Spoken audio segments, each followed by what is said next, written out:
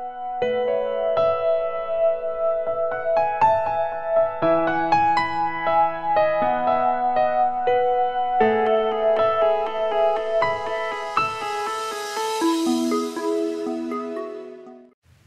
മിശിഹായിൽ ഏറെ സ്നേഹം നിറഞ്ഞ മാതാപിതാക്കളെ, സഹോദരി സഹോദരന്മാരെ, ഇന്ന് തിരുസഭയിൽ പുതുഞായറും ദൈവകരുണയുടെ തിരുനാൾ ദിവസവും ആഘോഷിക്കുകയാണ്. എല്ലാവർക്കും പുതുഞായറിൻ്റെയും ദൈവകരുണയുടെ തിരുനാളിൻ്റെയും മംഗളങ്ങൾ ഒത്തിരി സ്നേഹത്തോടെ ആശംസിക്കുകയാണ്. കഴിഞ്ഞ ദുഃഖവെള്ളിയാഴ്ച മുതൽ ദൈവകരുണയുടെ നൊവേന ചൊല്ലിയും കരുണക്കൊന്ത ചൊല്ലിയും ദൈവകരുണയുടെ ഛായാചിത്രത്തെ വണങ്ങിയും പ്രാർത്ഥിച്ച് ഒരുങ്ങി ഈ തിരുനാളിലേക്ക് പ്രവേശിക്കുന്ന ഒത്തിരി പേരെ കാണാനായിട്ടിടയായി. പ്രിയപ്പെട്ടവരെ, ദൈവകരുണയുടെ തിരുനാൾ ഒരു ക്രിസ്ത്യാനിയുടെ ജീവിതത്തിലെ ഏറ്റവും പ്രധാനപ്പെട്ട തിരുനാളായിട്ട് ആഘോഷിക്കണം എന്നുള്ളതാണ്. 1930 വിശുദ്ധ മരിയ ഫൗസ്തീനയ്ക്കാണ് ഈശോ പ്രത്യക്ഷപ്പെട്ടുകൊണ്ട് ദൈവകരുണയുടെ പ്രാധാന്യത്തെക്കുറിച്ച് ലോകത്തോട് പ്രഘോഷിക്കണമെന്ന് ആവശ്യപ്പെടുക. ഈ വിശുദ്ധ മരിയ ഫൗസ്തീന വഴിയാണ് ഈ ദൈവകരുണയുടെ ഛായാചിത്രം ലോകമെമ്പാടും പ്രഘോഷിക്കപ്പെട്ടത്. പ്രത്യേകിച്ച് ഈശോയുടെ കാരുണ്യത്തെക്കുറിച്ച് ഫൗസ്തീന തൻ്റെ ഡയറിയിൽ ഒരുപാട് കാര്യങ്ങൾ കുറിച്ചു വയ്ക്കുന്നുണ്ട്. അതിലേറ്റവും പ്രസക്തമായ കാര്യങ്ങൾ മാത്രം നിങ്ങളുമായിട്ട് ഞാൻ പങ്കുവയ്ക്കട്ടെ. പ്രിയപ്പെട്ടവരെ, ഈ ഫൗസ്തീന എഴുതി വയ്ക്കുന്ന ഒരു കാര്യമുണ്ട്. ഈ ലോകത്തിലെ ഏറ്റവും വലിയ പാപിക്കാണ് ഈശോയുടെ കാരുണ്യത്തിൽ ആശ്രയിക്കാനായിട്ടുള്ള ഏറ്റവും വലിയ അവകാശം എന്നുള്ളതാണ് മരിയ ഫൗസ്തീന എഴുതി വയ്ക്കുക. ഇത് ഈശോ വ്യക്തിപരമായി മരിയ ഫൗസ്തീനയോട് പറഞ്ഞ കാര്യമാണ് വിശുദ്ധ എഴുതി വയ്ക്കുക. പ്രിയപ്പെട്ടവരെ, നമ്മൾ എത്ര വലിയ പാപികളാണെങ്കിലും നമുക്ക് ദൈവത്തിൻ്റെ കാരുണ്യത്തിൽ ആശ്രയിക്കാനുള്ള വലിയ അവകാശമുണ്ടെന്നാണ് വിശുദ്ധ മരിയ ഫൗസ്തീന പറഞ്ഞു വയ്ക്കുക. ഈ കരുണ എന്ന വാക്കിനെ ഹീബ്രു ഭാഷയിലെ റഹേം എന്ന വാക്കിനോടാണ് താരതമ്യപ്പെടുത്തിയിരിക്കുക. ആ റഹേം എന്ന വാക്കിൽ നിന്നാണ് ഉത്ഭവിക്കുക. പ്രിയപ്പെട്ടവരെ, എന്താണ് റഹേം എന്ന വാക്കിൻ്റെ അർത്ഥം? റഹം എന്ന വാക്കിൻ്റെ അർത്ഥം അമ്മയുടെ ഗർഭപാത്രം എന്നുള്ളതാണ്. അപ്പോൾ ഒരമ്മയുടെ ഗർഭപാത്രത്തിൽ ഒരമ്മ തൻ്റെ കുഞ്ഞിനെ എങ്ങനെയാണോ പരിപാലിക്കുന്നത്, അത്രമാത്രം കാരുണ്യത്തോടെ സ്നേഹത്തോടെയാണ് ഈശോ നമ്മളോട് കാരുണ്യം കാണിക്കുന്നത്, ഈ ലോകത്തോട് കാരുണ്യം കാണിക്കുന്നത് എന്നുള്ളതാണ് ഈശോ നമ്മളോട് പറയുന്ന ഏറ്റവും വലിയ കാര്യം. ഈശോ ഫൗസ്തീനയോട് പറയുന്ന ഒരു കാര്യമുണ്ട്.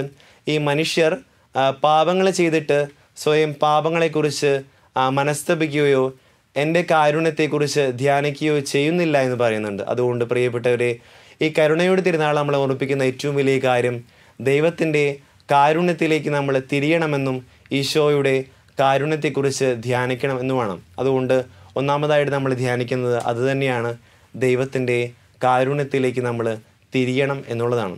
എങ്ങനെയാണ് നമുക്ക് ദൈവത്തിൻ്റെ കാരുണ്യത്തിലേക്ക് തിരിയാൻ സാധിക്കുക? നമ്മുടെ ഓരോരുത്തരുടെയും പാപങ്ങളെക്കുറിച്ച് വ്യക്തിപരമായി അനുദപിക്കാനും തിരിച്ച് ദൈവത്തിലെ കാരുണ്യത്തെ ഓർത്ത് ധ്യാനിക്കാനുമുള്ള വലിയ അവസരമാകണം ഈ കരുണയുടെ തിരുനാൾ.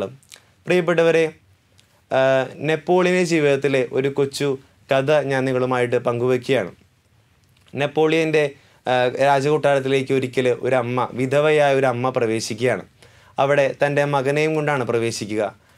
കൊടും കുറ്റവാളിയായ ഒരു മകനെ അവർ കഴുമരത്തിലേക്ക് തൂക്കാനായിട്ട് കൊണ്ടുപോവുകയാണ്. അങ്ങനെ ആ പോകുന്ന വഴി ഈ അമ്മ നെപ്പോളിയനോട് പറയുന്നൊരു കാര്യമുണ്ട്. രാജാവേ, എൻ്റെ മകനെ വെറുതെ വിടണം, കാരണം ഞാനൊരു വിധവയാണ്, എനിക്ക് ആരുമില്ല എന്ന് പറയുന്നുണ്ട്. അപ്പോൾ ഈ നെപ്പോളിയൻ പറയുന്നൊരു കാര്യമുണ്ട്. സഹോദരി, ഇത്രമാത്രം കൊടും കുറ്റവാളിയായ ഒരു മകനെ എങ്ങനെയാണ് എന്നിൽ നിന്ന് കരുണ അർഹിക്കുന്നത്?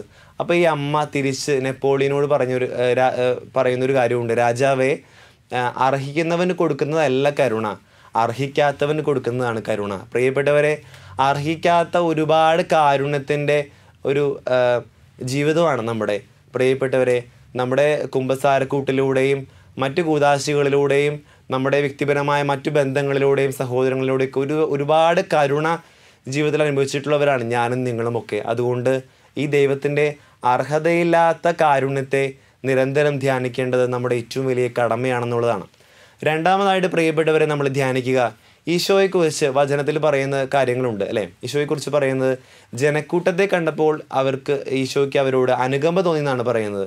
ഹിസ് ഹാർട്ട് മൂവ്ഡ് ഓഫ് പിറ്റി, കരുണയാൽ നിറഞ്ഞു എന്നാണ് പറയുന്നത്. അപ്പോൾ ആ ഒരു കരുണയാണ് നമ്മളും ജീവിതത്തിൽ ഉൾക്കൊള്ളേണ്ടത്, മറ്റുള്ളവർക്ക് പകർന്നു കൊടുക്കേണ്ടതെന്നുള്ളതാണ്. പ്രത്യേകിച്ച് കരുണ കാണിക്കാൻ ഒരുപാട് അവസരങ്ങൾ നമുക്ക് നമ്മുടെ ജീവിതത്തിൽ കിട്ടുന്നുണ്ട്. പ്രത്യേകിച്ച് നമ്മുടെ ജീവിത പങ്കാളിയോട്, നമ്മുടെ മക്കളോട്, നമ്മുടെ പ്രിയപ്പെട്ടവരോട്. പ്രത്യേകിച്ച് പരീക്ഷയിൽ പരാജിതനായി വരുന്ന നമ്മുടെ മക്കളെ ഒന്ന് ചേർത്ത് പിടിക്കാൻ സാധിച്ചാൽ അത് കാരുണ്യത്തിൻ്റെ മുഖമാണ് നമ്മൾ കാണിക്കുന്നത്. കയ്യിലൊരു ഉപ്പ് കൂടി അല്ലെങ്കിൽ മുളക് കൂടി എന്ന് പറഞ്ഞ് ഭാര്യയെ ശകാരിക്കുന്നതിന് പകരം സാരമില്ല അടുത്ത പ്രാവശ്യം ശരിയാക്കാമെന്ന് പറഞ്ഞ് ഒന്ന് ചേർത്ത് പിടിക്കുമ്പോൾ പ്രിയപ്പെട്ടവരെ നമ്മൾ കാണിക്കുന്നത് കരുണയുടെ മുഖമാണ്. ബിസിനസ്സിൽ പരാജിതനായി മടങ്ങി വരുന്ന ഭർത്താവിനെ നോക്കിക്കൊണ്ട് കുറ്റപ്പെടുത്താതെ സാരമില്ല ശരിയാവും നമുക്ക് തിരിച്ചു പിടിക്കാമെന്ന് പറഞ്ഞ് ആശ്വസിപ്പിക്കുന്ന ഒരു ഭാര്യ, അത് കരുണയുടെ മുഖമാണ് കാണിക്കുന്നത്. പ്രിയപ്പെട്ടവരെ, കാരുണ്യം കാണിക്കാൻ ഒരുപാട് അവസരങ്ങളുള്ള ഈ ലോകത്ത് ദൈവത്തിൻ്റെ കാരുണ്യത്തിൻ്റെ മുഖമായി ഞാനും നിങ്ങളും മാറണം എന്നുള്ളതാണ്. ഏറ്റവും അവസാനമായിട്ട് നമ്മൾ ധ്യാനിക്കുന്നത് സുവിശേഷത്തെക്കുറിച്ച് തന്നെയാണ്. ഇന്ന് നമ്മൾ സുവിശേഷത്തിൽ വായിച്ചു കേൾക്കുക ഈ തോമാസ് ലീഹയുടെ സംശയത്തെക്കുറിച്ചാണ് അല്ലേ. നമുക്കറിയാം ഈശോ ശിഷ്യഗണത്തിൽ പ്രത്യക്ഷപ്പെട്ടപ്പോൾ തോമാസ് ലീഹ മാത്രം ആദ്യം അവിടെ ഉണ്ടായിരുന്നില്ല. പിന്നീട് ഈ ശിഷ്യന്മാരെ തോമാസ് ലീഹയോട് പറയുകയാണ്, ഞങ്ങൾ കർത്താവിനെ കണ്ടു എന്ന് പറയുമ്പോൾ വിശ്വസിക്കാൻ അല്പം ബുദ്ധിമുട്ടായിട്ട് തോമാസ് ലീഹ പറയുകയാണ്, ഞാൻ വ്യക്തിപരമായി കണ്ട് അനുഭവിക്കാതെ ഞാൻ വിശ്വസിക്കുകയില്ല. പലപ്പോഴും തോമാസ് ലീഹയെ നമ്മളൊക്കെ കളിയാക്കാറുണ്ട്, അല്ലെങ്കിൽ തോമാസ് ലീഹയെ കുറ്റപ്പെടുത്താറുണ്ട്. എന്തുകൊണ്ടാണ് നേരിട്ട് കണ്ടതുകൊണ്ട് മാത്രം വിശ്വസിക്കുന്നത് പറഞ്ഞ്. പക്ഷേ നമ്മൾ ധ്യാനിക്കേണ്ട ഒരു കാര്യമുണ്ട്. എന്തുകൊണ്ടാകണം തോമാസ് ലീഹ വ്യക്തിപരമായി അനുഭവിച്ചറിയണമെന്ന് ഇത്രയേറെ ശാഠ്യം പിടിക്കാനുള്ള പ്രധാനപ്പെട്ട കാരണം? പ്രിയപ്പെട്ടവരെ, ഒറ്റ കാരണമേ ഉള്ളൂ. നമുക്കറിയാം, നമ്മൾ മറ്റുള്ളവരോട് എന്തെങ്കിലുമൊക്കെ പറയണമെന്നുണ്ടെങ്കിൽ നമ്മൾ വ്യക്തിപരമായി അനുഭവിച്ചറിഞ്ഞ് പറയുന്നതും അല്ലെങ്കിൽ കേട്ടറിഞ്ഞ് പറയുന്നതും വ്യത്യാസമുണ്ട് അല്ലേ. അത് എന്ത് കാര്യവും അങ്ങനെ തന്നെയാണ്. പ്രിയപ്പെട്ടവരെ, തോമാസ് ലീഹയെ സംബന്ധിച്ച് കേട്ടറിഞ്ഞ് പറയുക എന്നതിനേക്കാൾ തൊട്ടറിഞ്ഞ് പറയുക എന്നുള്ളതാണ് തോമാസ് ലീഹയെ സംബന്ധിച്ച് ഏറ്റവും പ്രധാനപ്പെട്ട കാര്യമായിരുന്നു ജീവിതത്തിൽ. അപ്പോൾ കേട്ടറിഞ്ഞ് പറയുന്നതിനേക്കാൾ തൊട്ടറിഞ്ഞ് പറയുന്നതാണ് തോമാസ് ലീഹയെ സംബന്ധിച്ച് ഏറ്റവും വലിയ കാര്യം. അതുകൊണ്ട് തോമാസ് ലീഹ നമ്മളോട് പറയുന്ന ഏറ്റവും വലിയ കാര്യം തന്നെയാണ്, വ്യക്തിപരമായി ഈശോയെ അനുഭവിക്കാൻ തയ്യാറാവുക. ആ വ്യക്തിപരമായി അനുഭവിച്ചറിഞ്ഞ ഈശോയെ മറ്റുള്ളവർക്ക് പകർന്നു കൊടുക്കുക എന്നുള്ളതാണ്. പ്രിയപ്പെട്ടവർ, ഈ അടുത്ത് സോഷ്യൽ മീഡിയയിൽ വൈറലായ ഒരു കുട്ടിയാണ് അജ്ന ജോർജ് എന്ന ജീസസ് യൂത്തുകാരി. അവൾ സ്വജീവിതത്തിൽ വിശുദ്ധ കുർബാനയെ, തമ്പുരാനെ വ്യക്തിപരമായി അനുഭവിച്ചറിഞ്ഞ സാക്ഷ്യങ്ങളാണ് ലോകം മുഴുവനോടും പങ്കുവെച്ചത്. അതുകൊണ്ടാണ് ആ വ്യക്തി ഇത്രമാത്രം ഉയർത്തപ്പെട്ടത്. പ്രിയപ്പെട്ടവരെ, അതുകൊണ്ട് വ്യക്തിപരമായി അനുഭവിച്ചറിഞ്ഞ ഈശോയെ മറ്റുള്ളവർക്ക് കൊടുക്കാൻ സാധിക്കുക എന്നുള്ളതാണ് ഈ തോമസ് ലീഹായെ നമ്മളെ പഠിപ്പിക്കുന്ന ഏറ്റവും വലിയ പാഠം. അതുകൊണ്ട് വിശ്വാസത്തിൻ്റെ കാര്യങ്ങളിൽ, ദൈവീക കാര്യങ്ങളിൽ അല്പം ശാഠ്യമൊക്കെ വേണമെന്ന് തോമസ് ലീഹ നമ്മളെ പഠിപ്പിക്കുകയാണ്. അവർ നമുക്ക് സാധിക്കട്ടെ എന്ന് ആത്മാർത്ഥമായിട്ട് പ്രാർത്ഥിക്കുന്നു. ദൈവം നിങ്ങളെല്ലാവരെയും സമൃദ്ധമായി അനുഗ്രഹിക്കട്ടെ. പിതാവിൻ്റെയും പുത്രൻ്റെയും പരിശുദ്ധാത്മാവിൻ്റെയും നാമത്തിൽ ആമേൻ.